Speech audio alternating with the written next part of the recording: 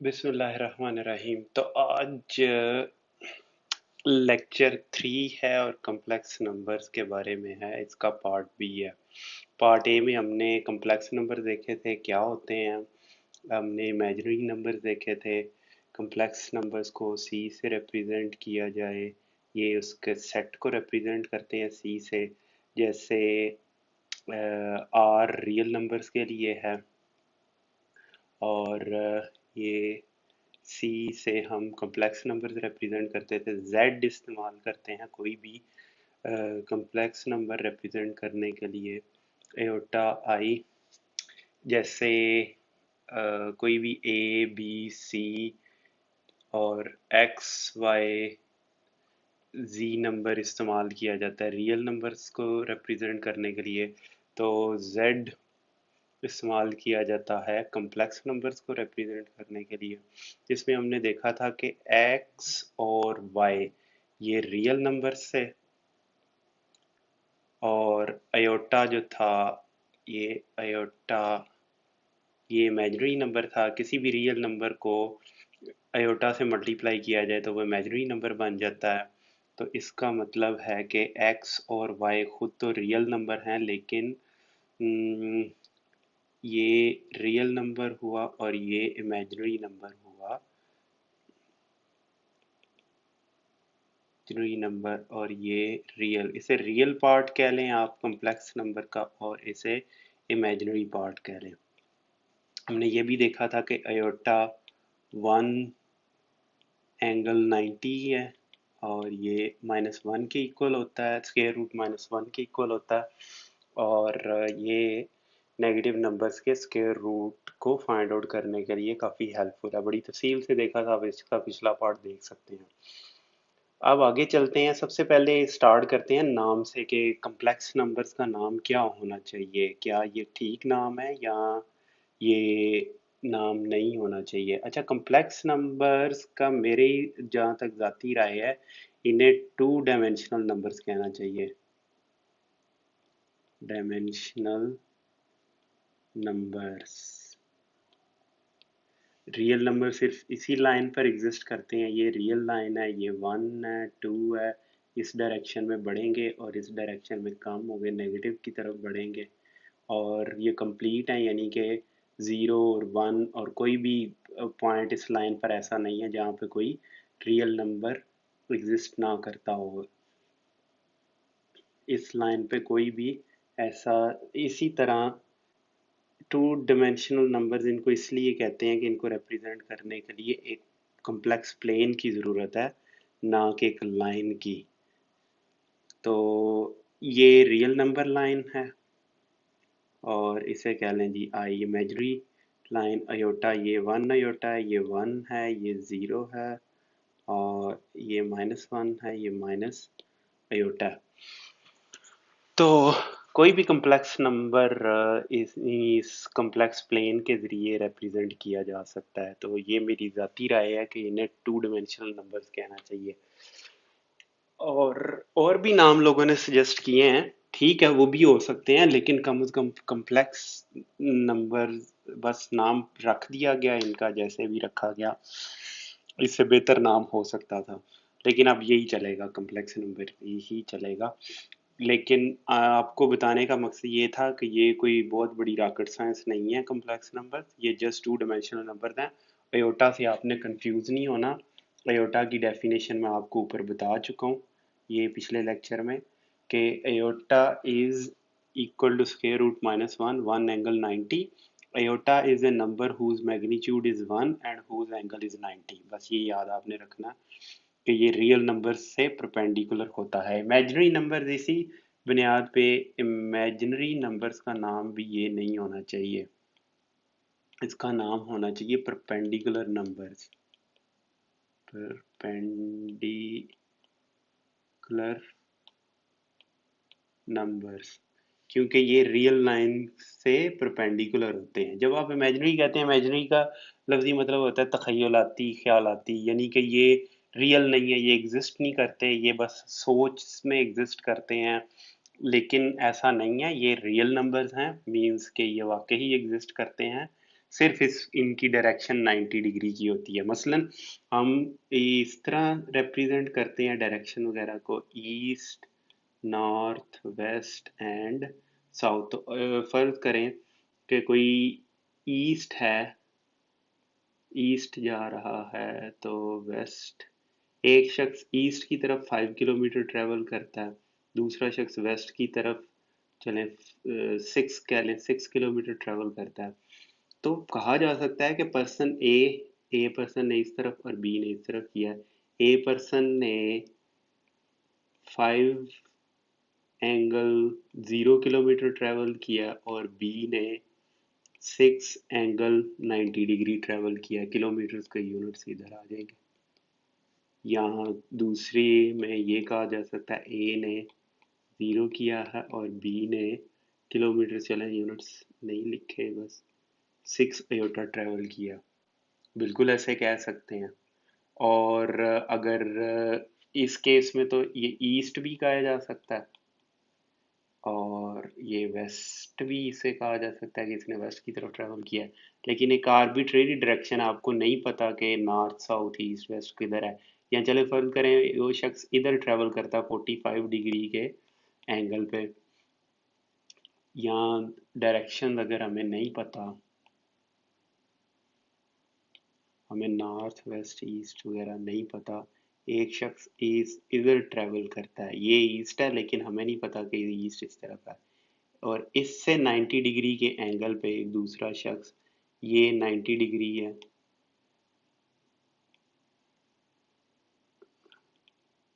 एक शख्स इस तरफ फर्ज करें 10 किलोमीटर ट्रेवल कर जाता है, दूसरा शख्स इस तरफ 20 किलोमीटर ट्रेवल कर जाता है। तो ए का चले कह रहे हैं, इसी को हम रेफरेंस अगर मान लें ए की ट्रेवलिंग को, तो उसे कहेंगे 10 0 डिग्री किलोमीटर ट्रेवल किया और बी ने 20 एयोटा किलोमीटर ट्रेवल किया। एयोटा जस्ट बता रहा है कि उसकी डायरेक्शन, जिस भी डायरेक्शन में ये शख्स गया है उससे 90 डिग्री डायरेक्शन में ये बी शख्स गया, और कुछ भी नहीं एयोटा बता रहा। तो जिस भी क्वांटिटी में डायरेक्शन इन्वॉल्व होती है, ये फिजिक्स में आप पढ़ लेंगे, vectors and scalars, scalars and vectors, complex numbers को वेक्टर्स भी कहें तो कोई बुरा नहीं है, फेजर्स भी कहा जा सकता है, और भी लोगों ने काफ़ी नाम सजेस्ट किए हैं। ज़रूरी नहीं है कि आप इनको 2 डायमेंशनल नंबर ही कहें, लेकिन 2 डायमेंशनल नंबर जब आप कहेंगे तो आपके जहन में क्लियर एक पिक्चर आ जाएगी, अच्छा ये वो नंबर हैं जिनकी 2 डायमेंशन हैं और इन्हें प्लेन में के थ्रू रिप्रेजेंट किया जा सकता है। रियल नंबर्स को एक लाइन के थ्रू रिप्रेजेंट किया जा सकता है, जबकि ये वो नंबर्स हैं जी जिनको एक प्लेन के थ्रू रिप्रेजेंट किया जा सकता है। तो ये ज़्यादा मीनिंगफुल नाम है 2 डायमेंशनल नंबर्स। अच्छा, और इमेजिनरी नंबर्स को मैं बता चुका हूँ परपेंडिकुलर हैं। परपेंडिकुलर नंबर जब आप कहेंगे तो आपको समझ आ जाएगी, अच्छा ये वो नंबर्स हैं जो रियल लाइन के परपेंडिकुलर हैं, उससे रियल लाइन से ये 90 डिग्री बनाते हैं। इस केस में ये जो ऊपर एग्जांपल आपको दी है, इस केस में इस जिस डायरेक्शन में ए ट्रेवल कर रहा है उसको रेफरेंस मानना है, इसीलिए 0 डिग्री हमने कहा कि जी ये 10 0 डिग्री इसने ट्रेवल किया है, कि इसने ये 0 डिग्री यहाँ ट्रेवल किया और इसने ये 20 डिग्री 20 आयोटा किलोमीटर ट्रेवल किया। अच्छा जी, अच्छा अब अगर कोई एक ऐसी क्वांटिटी है जो स्केलर है, स्केलर मीन्स कि जिसमें डायरेक्शन का कोई लेना देना नहीं। फर्ज करें आपने एप्पल्स खरीदे हैं, सेब 1 किलोग्राम, तो आप उसे ये नहीं कहते उस शख्स को जाके दुकानदार को 1 किलोग्राम मशरक की तरफ ईस्ट की जानब दे दो। क्यों? क्योंकि ये क्वांटिटी वेट को डायरेक्शन की ज़रूरत ही नहीं है। जबकि ट्रैवल आपने किसी से पूछना हो कि भाई लाहौर से अगर कराची जाना है तो कराची किधर है, तो वो कि कराची कितना दूर है, तो वो बताएगा जी कराची यहाँ से तकरीबन 1300-1400 किलोमीटर है मेरे ख्याल में लाहौर से। तो फिर दूसरा सवाल ये होगा डायरेक्शन क्या है। जबकि अगर आप किसी से पूछें इस बोरी का थैले का वजन कितना है, इस बैग का वजन कितना है, तो वो कहेगा 10 kg। डायरेक्शन आपके जहन में नहीं आएगी कि इसकी डायरेक्शन में पूछूं। तो ऐसी क्वांटिटीज जिसके लिए डायरेक्शन ज़रूरी होती हैं वो वेक्टर्स कहलाते हैं, और ऐसी क्वांटिटीज जिनके लिए डायरेक्शन ज़रूरी नहीं होती स्केलर्स कहलाते हैं। ये फिजिक्स में आप थोड़ा सा ज़्यादा पढ़ लेंगे डिटेल से। अच्छा, तो मीन्स के जब वेक्टर्स को ही रिप्रेजेंट करना है तब ही अयोटा और कॉम्प्लेक्स नंबर्स काम आएंगे हमारे। अच्छा जी, कॉम्प्लेक्स नंबर्स रिप्रेजेंट किए जाते हैं z से, x प्लस अयोटा y। अच्छा, अब अगर इसमें फर्ज करें y ज़ीरो हो जाए तो ये x के इक्वल हो जाएगा। अयोटा ज़ीरो से मल्टीप्लाई खा के x रह जाएगा, तो इट मीन्स कि ये रियल नंबर के ही इक्वल हो जाएंगे। तो दूसरे अल्फाज में real numbers are subset of complex numbers के रियल नंबर जो हैं वो कॉम्प्लेक्स नंबर का सबसेट हैं। और इसी में एक और स्टेटमेंट ऐड कर लें कि if the imaginary part is zero, then all the then all छोड़ें, all को रहने दें, then complex numbers become real numbers। अच्छा जी, अब चलते हैं आगे मजीद देखते हैं। अब थोड़ी सी प्रॉपर्टीज देख लेते हैं कॉम्प्लेक्स नंबर्स की। तो इसमें से ये है कि फर्ज करें दो कॉम्प्लेक्स नंबर हैं। अच्छा, इसको ऐसे भी लिख सकते हैं, z is equal to x plus iota y या एक्स वाई।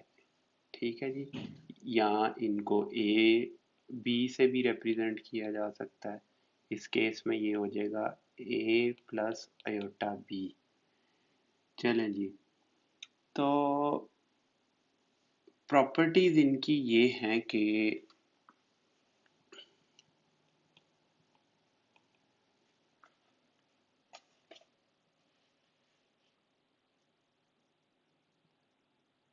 अगर दो कॉम्प्लेक्स नंबर्स इक्वल हैं, फर्ज करें ए प्लस बी अयोटा, पहले लिखें अयोटा या बाद में कोई फर्क नहीं पड़ता, सी प्लस डी अयोटा, तो इसका मतलब है कि A is equal to C and D is equal to B. ये नहीं हो सकता कि फर्ज करें three plus two iota is two plus three iota, ये इक्वल नहीं है आपस में, क्योंकि ये रियल पार्ट इधर थ्री है और इधर रियल पार्ट टू है। ये दोनों को सेपरेटली इक्वल होना चाहिए। इसको इसके साथ और इसको इसके साथ इक्वल होना चाहिए, तभी ये इक्वल होंगे, अदरवाइज ये इक्वल नहीं होंगे कॉम्प्लेक्स नंबर्स। ये प्रॉपर्टी है एक। अच्छा जी, एडिशन अगर फर्ज करें A plus B iota plus C plus D iota है, तो ऐड रियल नंबर्स में रियल नंबर्स ऐड हो जाएंगे। A plus C plus B plus D iota हो जाएगा और इमेजिनरी पार्ट्स इसके अलहदा से ऐड होंगे। अब ये दूसरी प्रॉपर्टी हो गई इसकी, ये याद रखनी है आपने। तीसरी प्रॉपर्टी ये है कि अगर कोई रियल नंबर है के, उसके साथ मल्टीप्लाई हो रहा है एक कॉम्प्लेक्स नंबर, तो ये आएगा हमारे पास, दोनों पार्ट सेपरेटली मल्टीप्लाई होंगे। ये बिल्कुल आम मल्टीप्लिकेशन जैसे होती है, बिल्कुल उसी तरह ही इसका इतलाक होगा। यानी कि अगर two into three plus five iota है तो रिजल्ट आएगा सिक्स प्लस टेन अयोटा। अच्छा जी, अब एक और प्रॉपर्टी ये है कि हाँ, इनकी multiplication a plus B iota multiplied by c plus D iota, तो ये पहले ए सी से मल्टीप्लाई खाएगा, फिर ए इससे मल्टीप्लाई खाएगा बी, इससे मल्टीप्लाई खाएगा बी आयोटा, और फिर बी आयोटा डी से मल्टीप्लाई खाएगा। तो A C plus A D iota plus B C iota plus B D iota square. चलो जी, ये आ जाएगा A C plus A D plus B C iota minus B D because iota square is -1। ये हमारे पास आ जाएगा और इनको इकट्ठा लिख लें ए सी, क्योंकि ये फिर रियल नंबर हो गया माइनस बी डी, तो इसको रियल नंबर के साथ मिला दें। और a D plus B c खुद तो रियल है लेकिन साथ इसके आयोटा है, तो ये इमेजिनरी पार्ट हो गया, ये रियल पार्ट हो गया इसका, और ये इमेजिनरी पार्ट टू, ये इमेजिनरी पार्ट हो गया। अच्छा जी, अब इनका कॉन्जुगेट भी होता है, एक ऑपरेशन कहलाता है कॉन्जुगेट ऑफ कॉम्प्लेक्स नंबर्स।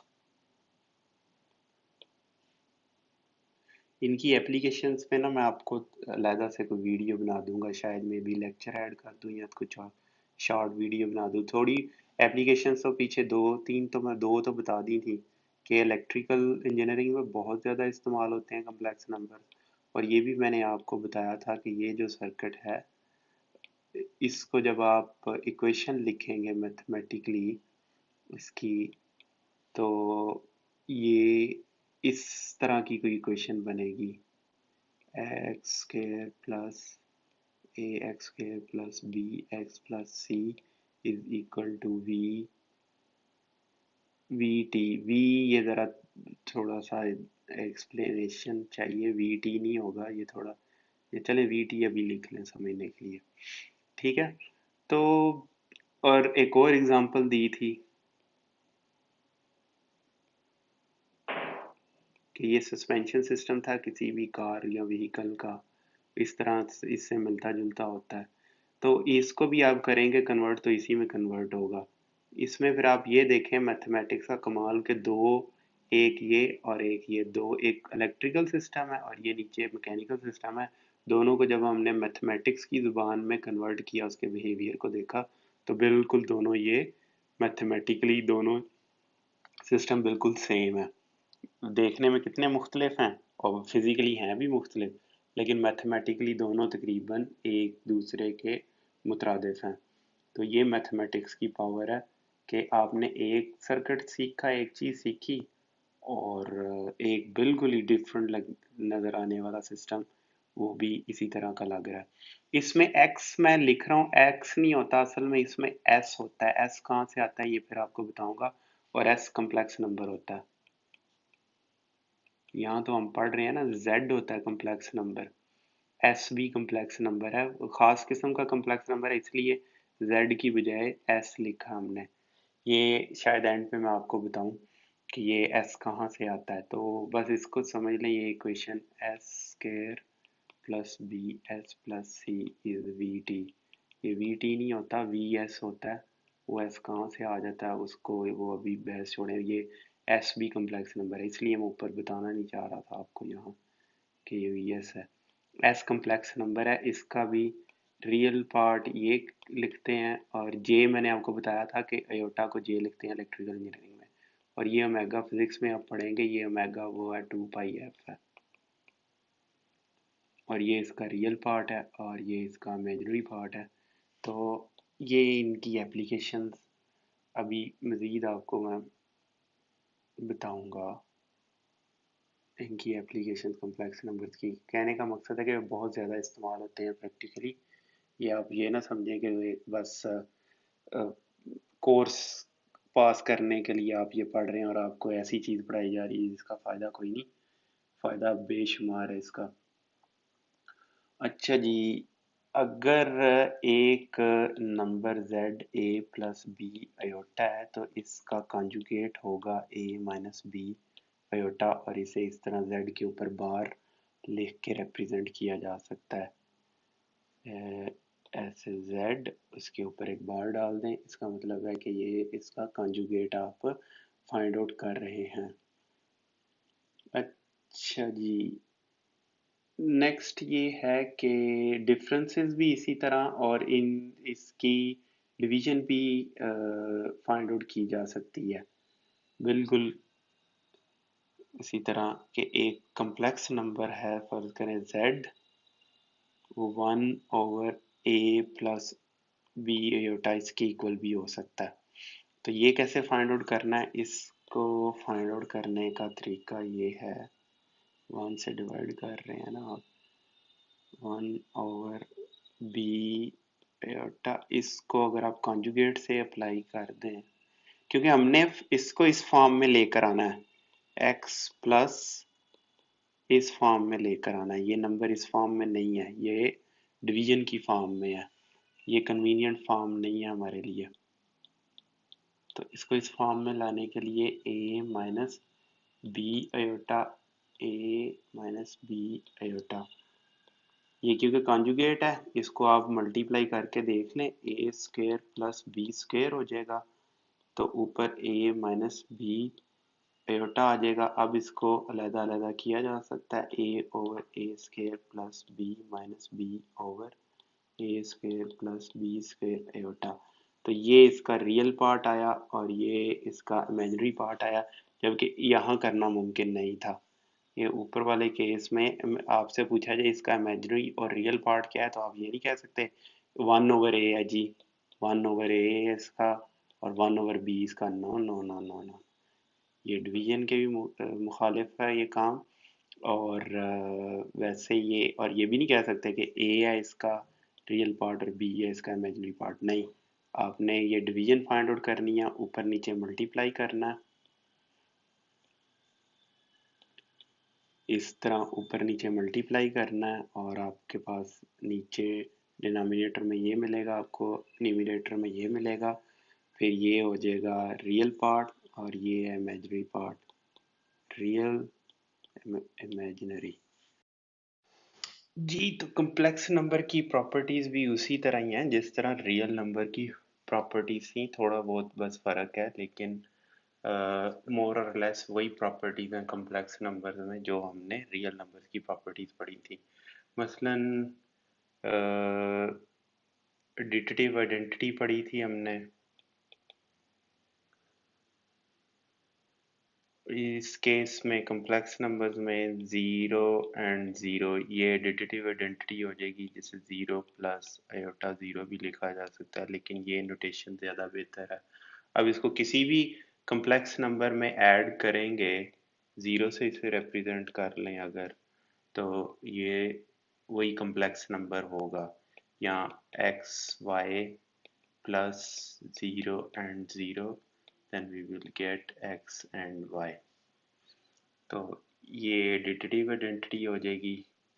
और हर कम्प्लेक्स नंबर का एडिटिव इन्वर्स भी होता है, मसलन इसका एडिटिव इन्वर्स होगा -a और -b। अब इस दोनों को ऐड करें अगर, तो हमें मिल जाएगा 0 and 0। फिर इस तरह मल्टीप्लिकेटिव आइडेंटिटी भी होगी। मल्टीप्लिकेटिव आइडेंटिटी होगी इस केस में 1 एंड 0, नॉट 0 एंड 1, ये नहीं होगी, ये होगी मल्टीप्लिकेटिव आइडेंटिटी। इन दोनों को जब आपस में मल्टीप्लाई किया जाएगा, a plus B iota into 1 plus 0 iota, it means a plus b iota, that's it. और अगर इसको आप इससे मल्टीप्लाई करें, तो a plus B iota into 0 plus iota, it will be a iota plus b iota square, then it will be minus negative b plus a iota, that's it। तो ये तो इससे मुख्तलिफ है जो कि हमारा स्टार्टिंग था, a plus b iota is not equal to negative b plus a iota, तो it means 0 1 is not multiplicative identity. तो मल्टीप्लिकेटिव इनवर्स भी होगा, किसी भी नंबर का मल्टीप्लिकेटिव इनवर्स ए बी का मल्टीप्लिकेटिव इनवर्स होगा। अभी हमने पीछे फाइंड आउट किया था, इसको आपको लिखना पड़ेगा। ये होगा 1/a प्लस बी आयोटा। जब इसको मल्टीप्लाई करके a b iota a and negative b, we will get iota over a square plus b square. It means we are getting a over a square plus b square minus b over a square plus b square iota। तो A B की multiplicative inverse ये number होगा।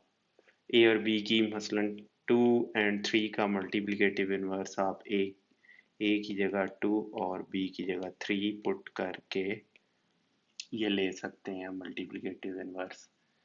तो conjugate अभी हम पढ़ चुके हैं, इसमें कॉन्जुगेट भी होता है, जबकि रियल नंबर्स का हर रियल नंबर का कॉन्जुगेट वो रियल नंबर खुद ही होता है। अच्छा, अब एक स्टेटमेंट इधर बुक ने लिखी है, वो काफ़ी अहम है, वो देखते हैं। ये देखें जी, ये नोट को पढ़ें। नोट में कह रहा है the set C of complex numbers does not satisfy the order axioms. In fact, there is no sense in saying that one complex number is greater or less than other. ठीक है जी, ये समझ आई आपको? नहीं तो अभी मैं समझाता हूँ। किधर के नोट्स ये हैं? कहना ये चाह रहा है कि फर्ज करें दो नंबर हैं इस तरह, कॉम्प्लेक्स नंबर ये ए बी है और ये एक्स वाई है। इसको रियल एक्सेस कह लें और इसे इमेजिनरी कह लें। ये लिखना शायद ज़रूरी है, क्योंकि अभी मैं आगे चल के एक्सप्लेन करूँगा कि ये रियल और इमेजिनरी क्यों लिखना ज़रूरी है। यहाँ इधर कम्प्लेक्स प्लेन लिख दें ताकि इसको आम normal plane coordinate x y coordinate वाले प्लेन से मिक्स ना किया जाए, कार्टेशियन प्लेन जिसे कहते हैं, कार्टेशियन प्लेन। अच्छा, a b is greater than x y, इसकी बिल्कुल कोई सेंस नहीं बनती, क्योंकि अगर ए बी फर्ज करें इसे छोटा भी कर दें एक्स वाई को और इतना भी कर दें एक्स एंड वाई, फिर भी कोई सेंस नहीं बनती, क्योंकि एक्स वाई और ए बी दोनों का एंगल डिफरेंट है, डायरेक्शन डिफरेंट है। तो इसमें बिल्कुल कोई सेंस नहीं बनती। जबकि इसमें इस केस में स्पेशल केस अगर इसका कंसिडर किया जाए कि दोनों नंबर्स की अगर डायरेक्शन सेम हो तो फिर उस केस में हम मैग्नीट्यूड को कंपेयर कर सकते हैं, a magnitude then we can say, और आगे चल के हम देखेंगे भी, ये हम कंपैरिजन भी करवाएंगे ग्रेटर और लेस नेक्स्ट एक्सरसाइज में। ये अभी एक्सरसाइज 1.2 आ रही है मेरे ख्याल में, तो उसके बाद जो इस 1.3 की थ्योरी है उसमें हम इस तरह के केसेस देखेंगे कि z is greater then z2। ये बुक आपकी इसे मॉडुलस कहता है, मॉडुलस, और मैग्नीट्यूड भी चल जाएगा नाम। मैग्नीट्यूड, मैग्नीट्यूड मतलब कि ये जो कॉम्प्लेक्स नंबर आप देख रहे हैं, ये दो मैंने जो ड्रॉ किए हैं इधर, इनकी लेंथ कितनी है यहाँ से लेके यहाँ तक, जो बल्कि यहाँ से लेके यहाँ तक, ये जो R1 इसे कह लें और ये R2 कह लें, R1 is greater then R2, ये कंपैरिजन तो हो सकता है, लेकिन ये कंपैरिजन नहीं हो सकता कि पूरे का पूरा कॉम्प्लेक्स नंबर दूसरे से बड़ा हो। इसमें एक्सेप्शनल केस मेरे ख्याल में इनको देना चाहिए था, क्योंकि रियल नंबर्स भी तो एक्सेप्शनल केस है ना कॉम्प्लेक्स नंबर के।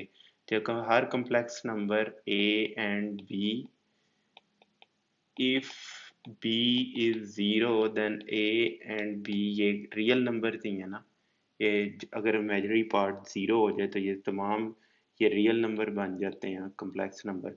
तो रियल नंबर में भी हम कहते हैं 5 इज ग्रेटर देन 3, जो कि एक्चुअली एंगल है 5 0 इज ग्रेटर देन 3 0। तो जब इस केस में कंपैरिजन हो सकता है तो कॉम्प्लेक्स नंबर्स में अगर एंगल सेम है तो क्यों नहीं हो सकता।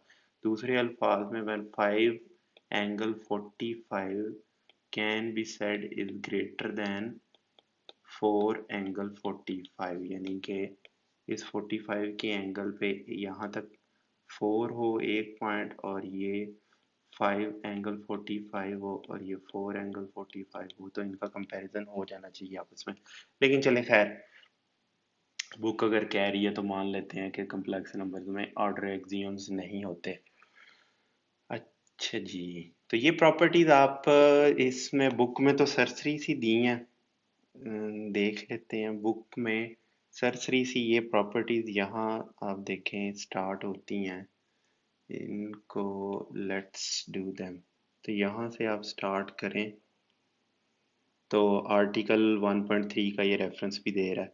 तो इसमें सिर्फ एडिटिव आइडेंटिटी इसने करवाई है, associative law of addition, commutative law of addition, multiplication वो इसने यहाँ नहीं दिया।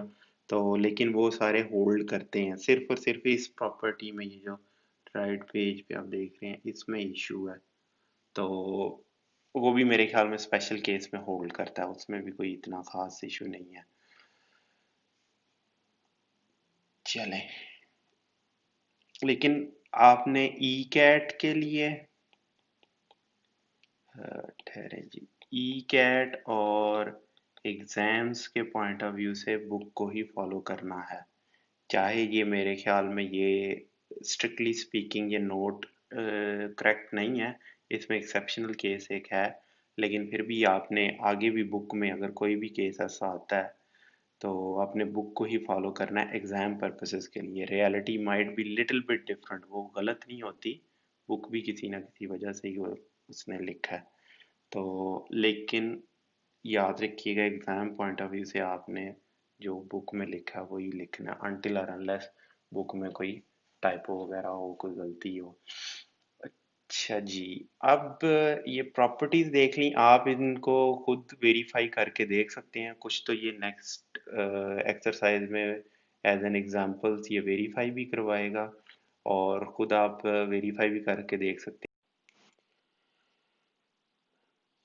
तो ये आप वेरीफाई करके देख सकते हैं कि ए बी सी डी और c d into a b, अगर तो ये दोनों लेफ्ट हैंड साइड और राइट हैंड साइड को आप सॉल्व कर लें, अगर तो ये इक्वल आती हैं जो कि आएंगी, तो ये होल्ड कर जाएगी कम्यूटेटिव प्रॉपर्टी ऑफ मल्टीप्लिकेशन। अच्छा जी, अब चलते हैं ज़रा इमेजिनरी नंबर की जानिब वापस।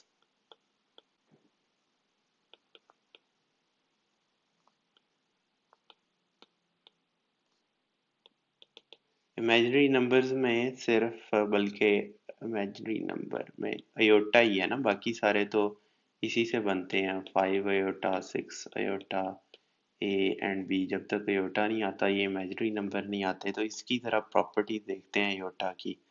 अच्छा जी, iota is square root -1, iota square is iota into iota, square root -1 into square root -1, -1, we get -1।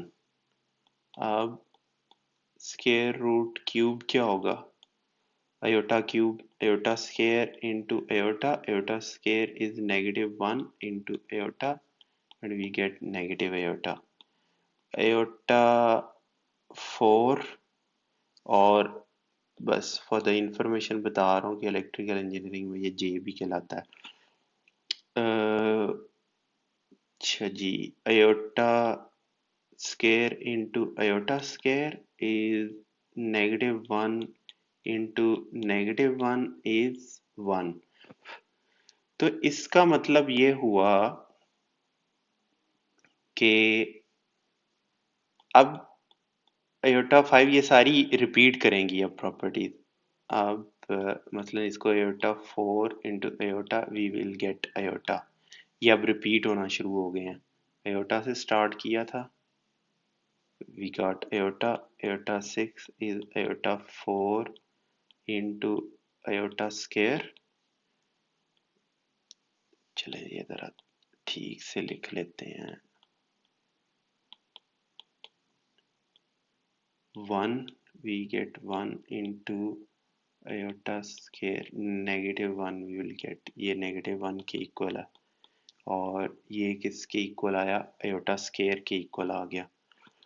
We get iota 7, iota 4, iota 3, 1 iota negative 3 कितना था, नेगेटिव 1 आएगा, तो ये नेगेटिव 1 आया। आयोटा 8 कितना हुआ, iota 4 into iota 4 1 into 1 is 1, ये iota 4 की इक्वल है। तो इट मीन्स के अब फर्ज करें आयोटा 100 फाइंड आउट करना आपने, तो इससे लिखा जा सकता है आयोटा 4 पावर 25। ये जब पावर की पावर हो तो वो मल्टीप्लाई होती है आपस में, यानी कि 4 इंटू 125 है, तो ये आयोटा 4 इंटू 25 ये 1 आ जाएगा, 1 पावर 25 और 1 आ गया 100। इस तरह आप कोई भी वैल्यू आयोटा की फाइंड आउट कर सकते हैं। दोबारा शुरू से देखते हैं, आप इसे देखते हैं, ये तो सिर्फ मैथमेटिकल पॉइंट ऑफ व्यू से हमने देखा था, अब इसे देखते हैं ग्राफिकल पॉइंट ऑफ व्यू से।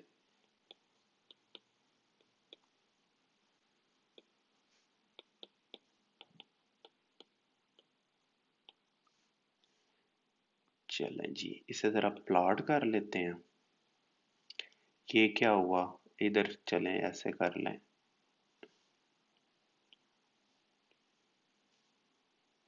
ये आयोटा है और ये आयोटा स्क्वायर है और ये आयोटा क्यूब है और ये आयोटा 4 जो कि 1 के इक्वल है।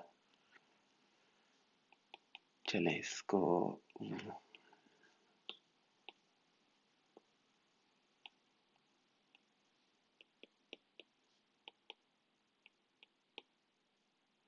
हो क्या रहा है असल में, 1 को मल्टीप्लाई किया आयोटा से, आयोटा आया 90 डिग्री का शिफ्ट हो गया। आयोटा को दोबारा मल्टीप्लाई किया आयोटा से, आयोटा स्क्वायर आया, अगेन 90 डिग्री का शिफ्ट हो गया, यहाँ से यहाँ आ गया, अगेन 90 डिग्री का शिफ्ट एंड अगेन 90 डिग्री का शिफ्ट। तो हो ये रहा है, अच्छा एंगल एंटी क्लॉकवाइज चलता है, ये बस आपने याद रखना है। ये यहाँ से 0, यहाँ पे 90 degree, 180 degree, 270 degree and 360 degree. अगर रिवर्स जाएंगे तो वो नेगेटिव काउंट होगा एंगल, नेगेटिव थीटा। तो इसका मतलब है किसी भी नंबर को एयोटा से मल्टीप्लाई किया जाए तो वो 90 डिग्री का उसे शिफ्ट दे देता है। हमने फेजर फॉर्म में भी इसको देखा था, पोलर फॉर्म में एंगल 90 है, तो इट मीन्स के वी कंक्लूड, ये सिर्फ जरूरी नहीं है कि अयोटा को अयोटा से ही मल्टीप्लाई किया जाएगा तो ये होल्ड करेगा, किसी भी नंबर से आप मल्टीप्लाई करें तो ये होल्ड करेगा। मसलन आप करके देख लें, 2 3 इंटू अयोटा, ये होगा -2 इंटू 3, ये नंबर आएगा कैसे, 3 प्लस 2 था iota multiplied by iota, 3 iota -2,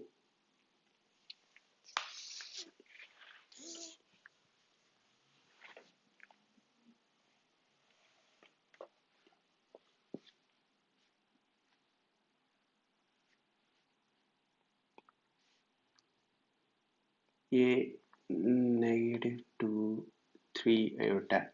अच्छा अब हम इनको प्लॉट करके देख लेते हैं, आप इसे प्लॉट करें,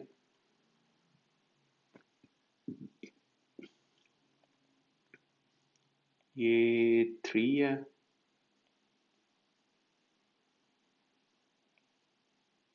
3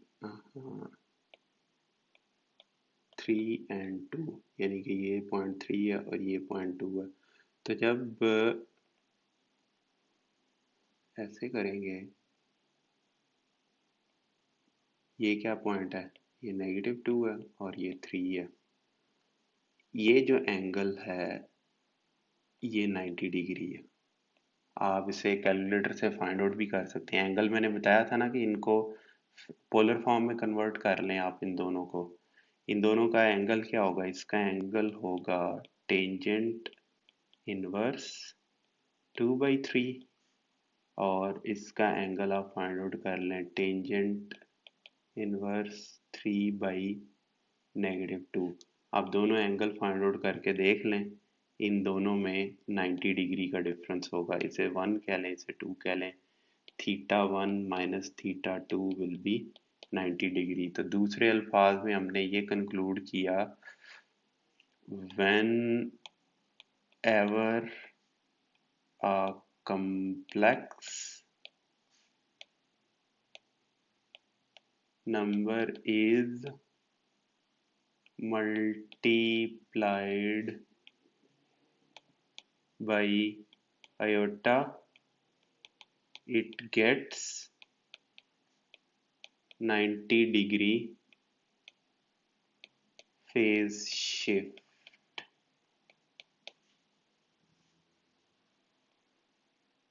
दूसरे अल्फाज में वैसे भी लिख सकते हैं, it gets rotated by 90 degree in anti. वैसे 90 डिग्री काफ़ी है क्योंकि प्लस 90 डिग्री है, इट मीन्स कि ये एंटी क्लॉकवाइज डायरेक्शन में ही हो रहा है, स्पेसिफिकली लिखने की ज़रूरत नहीं है। तो आयोटा से किया तो 90 डिग्री शिफ्ट या रोटेशन इसे कह लें। आयोटा स्क्वायर से किया तो 80 डिग्री 180 डिग्री रोटेशन कह लें। आयोटा क्यूब से किया 270 डिग्री रोटेशन कह लें। आयोटा 4 से किया 360 डिग्री या 0 डिग्री रोटेशन कह लें। 0 डिग्री क्योंकि 360 एंड ये इक्वल है आपस में। और नेगेटिव आयोटा भी बाज़ दफ़ा उससे भी शिफ्ट देनी पड़ जाती है, तो नेगेटिव 90 डिग्री रोटेशन होगी। दूसरे अल्फाज में ये क्लॉकवाइज रोटेशन होगी, क्लॉकवाइज, और ये एंटी क्लॉकवाइज है। और ये आपने याद रखना है कि पॉजिटिव एंगल एंटी क्लॉकवाइज होता है और नेगेटिव एंगल क्लॉकवाइज रोटेशन करता है। तो नेगेटिव स्क्वायर से कितनी होगी 180 डिग्री माइनस 180 डिग्री, नेगेटिव 3 से माइनस 270 डिग्री और माइनस 4 से नेगेटिव 360 डिग्री रोटेशन होगी। ये आपने याद रखना और ये प्रॉपर्टीज आयोटा की काफ़ी ज़्यादा काम आती हैं। ये आपकी थ्योरी कवर हो गई तकरीबन एक्सरसाइज 1.2 की, और अब आप एक्सरसाइज 1.2 करने के काबिल हो गए हैं, जो कि नेक्स्ट लेक्चर में हम देख लेंगे। लेकिन अभी कुछ अहम चीज़ें रहती हैं इसमें, इस थ्योरी में। अभी कम्प्लेक्स नंबर की थ्योरी पूरी तरह कवर नहीं हुई। इसमें 2-3 बातें मैं समझता हूँ कि ज़रूरी है बतानी, जो कि मैं नेक्स्ट लेक्चर में बताऊँगा। एक तो मैं बताऊँगा कि ये प्रैक्टिकल लाइफ में आयोटा या दूसरे अल्फाज में जे कहाँ से टपक पड़ता है। Remember, iota and J are equal. J ये वो जे नहीं है जो I J and K second year के आखिरी चैप्टर में या फिजिक्स में आई जे एंड के हैं। ये जे आयोटा ही को जे कहते हैं इलेक्ट्रिकल इंजीनियर्स।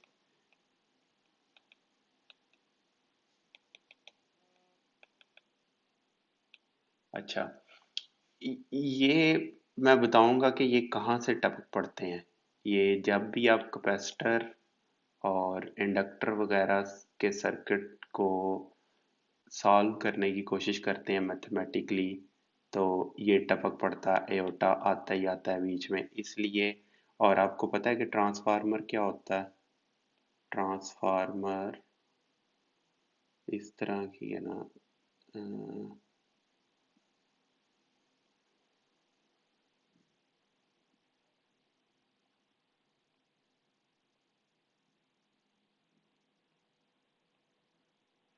तो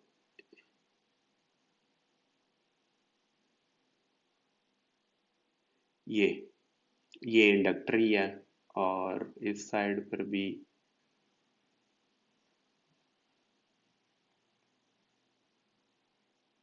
इस साइड पर भी इंडक्टर है। ये इसे वन कह लें, प्राइमरी कह लें, और इसे सेकेंडरी कह लें। और इनमें म्यूचुअल इंडक्टेंस होती है आपस में। यानी कि कहने का मकसद है ये इंडक्टर बहुत ज़्यादा इस्तेमाल होता है। और ट्रांसफार्मर में भी फिर इसका मतलब है जे, ट्रांसफार्मर के सर्किट्स में भी कहीं ना कहीं से टपक पड़ेगा। जहाँ भी कैपेसिटर और इंडक्टर और इसकी इनपुट खासकर अगर एसी होगी फिर तो लाजमी टपकेगा आयोटा बीच में। वो वजह फिर मैं आपको नेक्स्ट लेक्चर में बताऊंगा।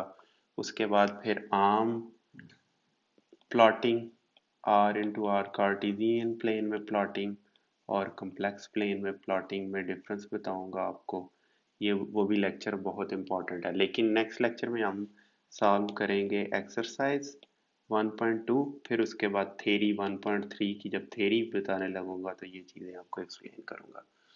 इजाज़त दीजिए, कमेंट्स में बताइएगा फीडबैक, कोई इम्प्रूवमेंट की गुंजाइश हो तो ज़रूर बताइएगा।